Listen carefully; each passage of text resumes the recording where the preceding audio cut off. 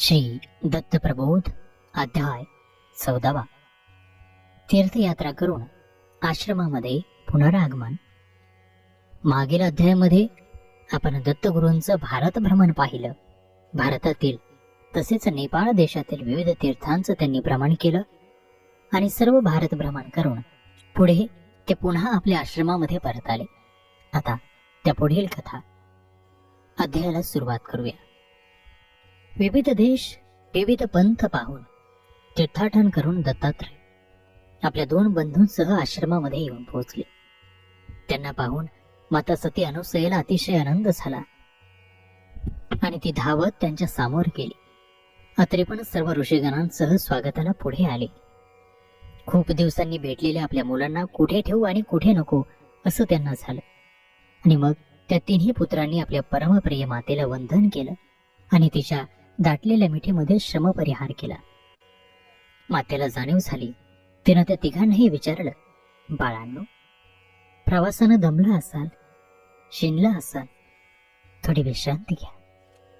खूप हालापेष्टा सोसून उन्हा पावसात हिंडून तहान भुकेवर मात करून काटेकुटे तुडवीत तुम्ही आलात. किती हाल सोसले, किती दुःख भोगलं. तेव्हा मातेला दृढ आलिंगन देत सर्व मुलं उद्गारले, हे माते, तुझ्या कृपा प्रसादानं आणि आशीर्वादानं आम्हाला कुठल्याही प्रकारचा त्रास झाला नाही. अपार कष्ट सोसावे लागले नाहीत. मातेच्या आशीर्वादाचं सामर्थ्य केवढं पृथ्वी मोलाचं असतं. अतिवा दुःखाच्या लाख राशीही त्यानं भस्मसात होतात. म्हणून कुठल्याही प्रकारची मनी खंत बाळगू नकोस आणि अशी मोहवश होऊ नकोस. अशा प्रकारे मातेची समजूत काढून सर्वांनी एकमेकांची प्रेमांधून भेट घेतली. संध्याकाळी सर्व देवदेवता, देवगण, यक्ष, गंधर्व, किन्नर, सर्व ऋषीगण त्या परिसरात दत्तात्रयांच्या भेटीसाठी आले.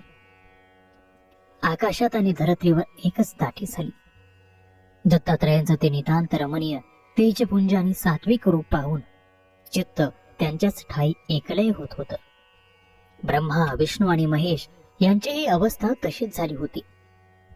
साक्षात बृहस्पतीचंही ते लावण्य रूप पाहता पाहता भान हरपलं. नारदांनी ही स्थिती ओळखली आणि आपल्या सुरेल सुस्वरात दत्तात्रयाच्या रूपाचं वर्णन, त्यांच्या गुणाचं स्तवन करण्यास सुरुवात केली.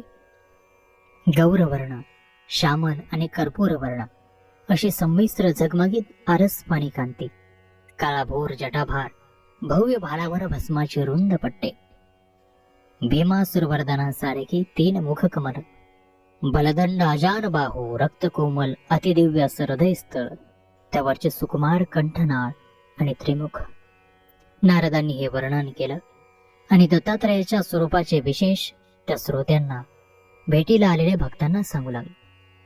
सृष्टीकर्त्या ब्रह्मदेवाचं मुख हे पहिलं मुख, ते गौर काय. दुसरं मुख कर्म करून कर्मरहित राहणाऱ्या, निर्विकार निर्गुण असणाऱ्या, मायातीत सर्वज्ञ म्हणवणाऱ्या ब्रह्मानंद चैतन्यघन अशा शेषशाही भगवानांचं, म्हणजेच श्री विष्णूंचं ते मुख श्यामसुंदर. तिसरं मुख पंचवदन अशा कैलासपती उमारमनाचं, ते कर्पूर गौराचं अर्थात श्री शंकरांचं. अशा या त्रिमूर्तीच्या सर्वात खालच्या 2 हातात माळा, कमंडलू आणि दंड धारण केलेला आहे. मधले जे द्वय करकमल आहेत त्याच्यात डमरू, त्रिशूल आणि तेजाळ खडग आहे.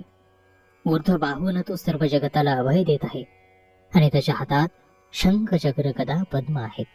खांद्यावर झोळी आणि हातात हेमपात्र आहे. आणि असा हा नाना विविध स्वरूपात दत्तराज सजला आहे. त्याच्यासोबत कामधेनू आहे. असं सगुण वर्णन संपवून दत्तात्रयाच्या स्तवनास नारदांनी प्रारंभ केला.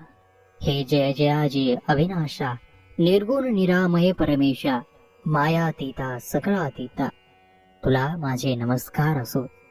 आणि हे सर्वोत्तमा, अनन्यप्रिया, भयवारणा, त्रिगुणात्मका, तुझ्या कृपेचा लाभ मला हो. तूच माझं सारं काही आहेस. रिद्धी सिद्धीचं भांडार आहेस. मुक्तिमुक्तीचा सदै दाता आहेस. पार्थिव सुखातून सोडवणारा, भवतापांना निवारणारा भवपालक तू आहेस. हे स्तुती स्तोत्र ऐकताच श्री दत्तात्रय अतिशय प्रसन्न झाले आणि रिद्धी सिद्धी प्राप्त होणारा, भवभयातून मुक्त करणारा भूतबाधा नष्ट करणारा, ग्रहपीडा घालवणारा असा मंत्र त्यांनी जमलेल्या सर्व श्रोत्र वर्गाला दिला. सुचूरभूत होऊन ध्यानस्थ बसून व्रतस्थपणे या स्तोत्राचं जर 20 वेळा पठण केलं तर सर्व कामना पूर्ण होतात. सहस्र वेळा आवर्तन केल्यास श्री दत्तात्रेयच प्रसन्न होतो. पण अनुष्ठानाला बसताना हेतू अतिशय शुद्ध आणि पवित्र असा असावा. शय्या संबंध कटाक्षाने वर्ज करावा. अतिशय कठोरपणे हे सर्व नियम पाळत व्रत आचरलं तरच सर्व कामना फलद्रूप होतात. पण जर पाळले नाहीत तर रौरवाचे धनी होण्याची वेळ चुकत नाही. म्हणून अतिशय कठोर पालन करूनच हे व्रत करायला हवं. सकाळांचे मानस हेतू पुरविण्यासाठीच तर हा सद्गुरू अविनाश अवतरला आहे. हा अनादि बालयोगी दत्तात्रय कुठल्याही स्वरूपात, कोणत्याही वेशात, कोणत्याही रूपात भक्ताला दर्शन देतो, साक्षात्कार घडवतो. तो कधी बालोन्मत अवधूत होतो तर कधी अवस्थी पिशाच, कधी नग्न दिगंबर तर कधी फकीर किंवा मुसलमानी मौला, कधी जोगी तर कधी भोगी, कधी निसंगी तर कधी संगी. अशा प्रकारे मन मानेल ती रूपे घेऊन या भूतलावर हा संन्यासी असा भटकत आहे. ज्यानं ज्या स्वरूपात जसा त्याचा ध्यास घेतलेला असतो त्या त्या स्वरूपात दत्तात्रय येऊन भेटतो आणि कृपा प्रसाद देतो. तेव्हाच त्याचं हे रूप जाण्याचं सामर्थ्य अंगी येतं, नाहीतर तो अवतार ओळखू येत नाही. अशी स्तुती करून नारद भृगु ऋषींसह सर्व देवदेवतांनी श्री दत्तात्रयाला वंदन केलं आणि त्यानंतर दत्तात्रयाला प्रदक्षिणा घालून त्यांचं अभिष्ट चिंतन करून आपापल्या मुक्कामी प्रयाण केलं. आणि अशा प्रकारे श्री दत्त प्रबोध ग्रंथातील हा 14वा अध्याय या ठिकाणी समाप्त होत आहे. पुढील 15व्या अध्यायामध्ये मातेचा महिमा दत्तगुरूंनी विशद केलेला आहे. तर हा अध्याय खूपच बोधात्मक आणि दिव्य असा आहे. तो पाहायला विसरू नका आपल्याच मेड फॉर मराठीवरती.